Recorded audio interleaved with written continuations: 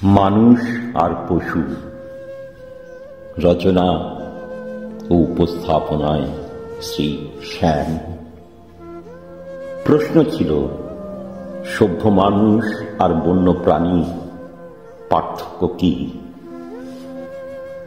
উত্তর করল ছাত্র, বন্য প্রাণী বাঘ, আর মানুষ অর্থে মান আর হুঁশ যাহার ভিতর বর্তমান।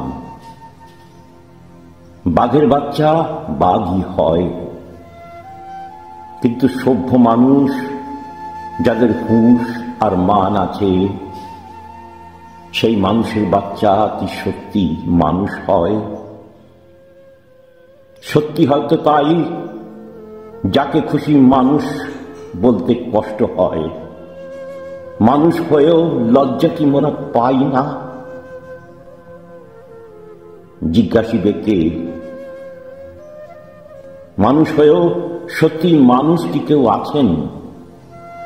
অন্ধকারে খুঁজে ফিরি, হাতড়ে দেখি, চিৎকার করে আকাশ বাতাস কাঁপিয়ে বলি, মানুষ কি কেউ আছেন? আকাশে বাতাসে প্রতিধ্বনিত হয় নিরুত্তর। অবশেষে এক ক্ষীণ কণ্ঠের ধ্বনি শুনতে পাই, সেই অমোঘ শব্দ। আগে ছিল, বর্তমানে হারিয়ে গিয়েছে। প্রতিধ্বনি ফিরে ফিরে আসে। আগে ছিল, এখন হারিয়ে গিয়েছে। আগে ছিল, এখন হারিয়ে গিয়েছে। আগে ছিল, এখন হারিয়ে গিয়েছে। রিপুর তাড়নায় লুপ্ত প্রায় সেই মানুষ যা পূর্বে ছিল, আজ আর নাই।